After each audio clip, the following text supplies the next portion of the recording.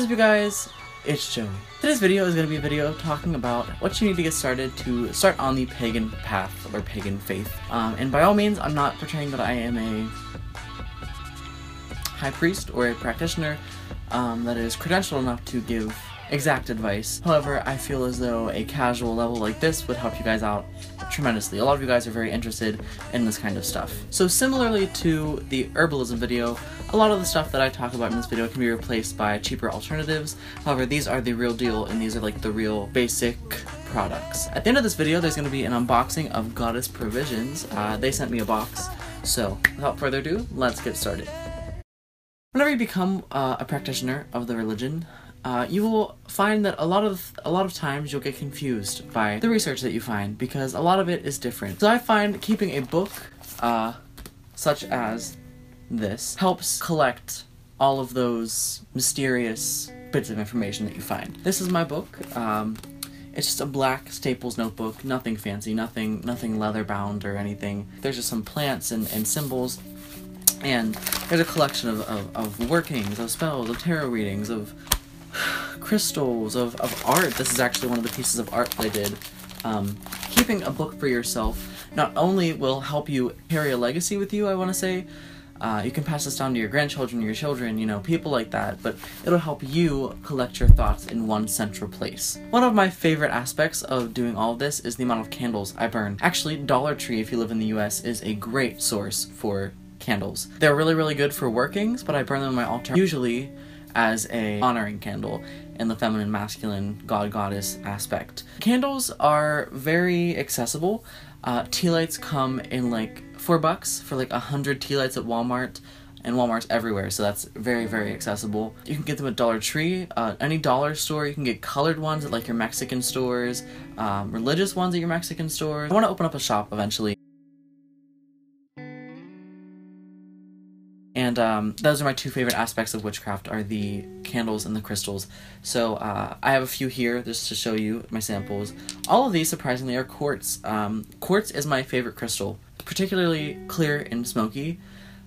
Clear quartz is one of the first crystals I've ever gotten in my whole life, and this crystal right here, I feel such a connection to. Sometimes I'll take this to school. If I'm having a bad day, I'll just let her in, and she calms me. It's such an amazing energy. This is smoky quartz. Doesn't look very much like smoky quartz, but this is smoky quartz. This is an egg I paid $5 for. The second biggest thing besides the book is the altar. Witches can have altars pretty much anywhere, and whenever you see altars, this is actually one of my altars behind me. I have an altar here and an altar directly adjacent to my body. It is one of the major aspects that we use to bring energy to us. Whenever I light these candles behind me, I feel a calmness, I feel a concentration and a focus come over me. Whenever I go around after school and light the candles in my room, I feel like I'm safe and encased in that magic energy. A lot of altars also can be used to honor the dead, or honor deities, or honor certain things like nature. I actually have an altar up there that's a past, like a deceased altar. There's a deer skull and a bell that my grandmother gave me, and then I'm actually collecting things that are to honor the dead. Now, one of the more advanced type things you won't need right away is a smudge of some sort. This is my sage smudge. It's actually falling apart, which I'm depressed about, because it's an amazing smudge. So smudges are always used for clearing energy, kind of choking out, in a sense, the negative energies. You can burn cedar, juniper, rosemary, sweetgrass, lemongrass, all these types of things for different purposes. And as a witch, since you move energy constantly with your body and with your mind and with your chakras and whatever you believe moves energy for your work, you will always need to clear that negative, parasitic energy off of you. Alright, the next one is probably, again, one of my favorites, is the herbs and the bottles that come with the herbs. So I have a ton of herbs, and my herb collection has grown since the last video I've made. I actually have a medicinal shelf, and behind me I have my magical shelf. So they can be as simple as some dried flowers. These are white bleeding hearts. These have a very special purpose that I'm excited to use. This is my banish and binding salt. Basically, this was used for a very specific purpose, and I made a huge batch of it. So, and even things as weird as red brick dust. Red brick dust is such an amazing, I love red brick dust. I talked about it in my last video, but yes, red brick dust is one of the things you will find always in my witchy herbal cabinet. One of the other components you'll need for the herbs is a mortar and pestle. This is my magical mortar and pestle. I actually got this at a flea market. It's marble, it's white marble, and I got it for like 10-15 bucks, I think. And yes, I have a mortar and pestle specifically for magic, and then one specifically for herbal medicine, and then one for wet herbs, if that makes sense. So a mortar and pestle is highly advised. You can also just use a spoon or just your hands. Alright, so now on to some of the more advanced type things. These things are not going to be something they're going to get right away in your practice. Actually, I got these tarot cards before I started practicing, and I use them almost daily now. Some type of divinatory tool. A lot of witches use runes, pendulums, tarot. You can read tea leaves in the morning, but tea leaves aren't really that great. They're pretty time consuming. I can read tea leaves a little. Mediumship, you can become a medium, or I don't think you can actually become a medium. I'm not sure about the whole mediumship thing. I wasn't going to meddle with that, but a divinatory device of some sort. Actually, I'm kind of like in a coven group, and each one of the people in that coven group actually read different things. Like one person, and you guys know who you are, I think, going without saying, you know who you are. One person reads tea leaves like pretty well, and then the other person reads runes. One of them's in palmistry, and then I'm in tarot. I can read tarot, no. I can read tarot, tea leaves, and I'm starting to get into runes. I read a lot of things. So yeah, it all depends on what you practice, really, or what you're drawn to. This is my cauldron. I actually bought this on Amazon for about $20, I think. It's cast iron. I actually had to burn the black paint off that came on it, and it actually oxidized, which isn't great. And I even seasoned it as well. But yes, a cauldron is used for water magic or for fire magic as well. If you put water in it, you're going to have to make sure that you clean it out really, really well. But yes, a cauldron is something that you're definitely going to need to use. I have a tiny one for right now. I actually have a bigger one, but I have this one for right now. Another thing is some bell or sound clearing. I use this bell all the time. It's one of my main cleansing things to do. I'm going to zoom through these next two because I only have like 6 minutes left, but a mirror. I use this mirror for scrying and meditation. I usually just look at myself and end up like kind of meditating and kind of tripping, if that makes sense. And then mojo bags. This is actually my love mojo bag for my girlfriend and I. And this is a red satin bag. Mojo bags are one of the, I use mojo bags constantly. Those little organza bags that you can get on Amazon or from like baby showers or like party favors. If you're a witch, you'll know you can never have too many of those. This is the box. It's purple. I actually love this logo. I'm probably going to cut this out of here and put it on my corkboard. Oh, I love this even more. That's really pretty. Oh my. It smells amazing. I'm probably going to keep this as well, not going to lie. So yes, this is what it looks like after, you know, I'm sorry if this isn't doing you justice, but after the rummaging of my parental divisions. Let's get started. So this is Rooibos tea. The first thing on the top is Rooibos tea.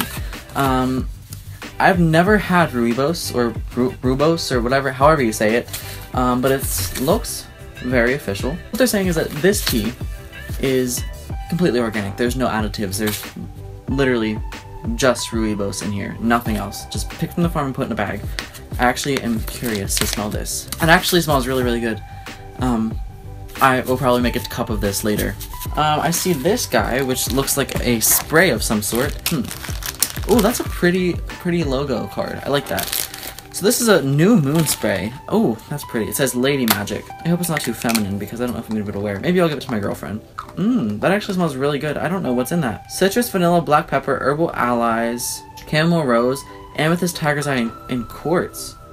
I wonder if there's quartz in here. I don't think so. I'm guessing you would use this whenever the new moon is happening and you're using... Oh, gently shake and mist to invoke and connect with the rejuvenating energies of the new moon. That's awesome. I love that. Okay, so this is called Kate's Magic Anointing Oil. It's also, I think it's called Moon Goddess Oil, maybe. Alright guys, somehow the end of the video got cut off, so there are 4 things left in this box, and there are 2 amazing not to include. Oh, look at the little sun making her way in here. Oh, look at the little crystal collecting some sunlight for me. Oh. Look at that, that's so pretty. Okay. Anyways, so the 4 things that are left are this Fat in the Moon bod powder. This is an amazing powder, scented with clary sage and grapefruit oils, and I use it for my hair. I put it in my hair, and it kind of makes me feel whole, like protected up here in my crown. So, very, very amazing powder. This is actually $14 for this powder, so it's amazing that I got it for free. Thank you so much, Goddess Provisions. Then I have this necklace, an amazing, beautiful necklace. I had pictures, but those got taken away too. I don't know what happened. I think my card got corrupted or whatever. But yes, it's a crescent moon pendant, and it's made out of bronze, and it's really, really pretty, and it says, wear this handmade bronze crescent talisman to connect with and honor the moon throughout its cycle, which is awesome. I do a lot of moon and sun worship. Moon for emotions and love and feelings, and sun for strength and health and that kind of stuff. So, yes, I love this. I've worn it so many times to school. I love it. Then lastly, oh, not lastly, I'm kidding.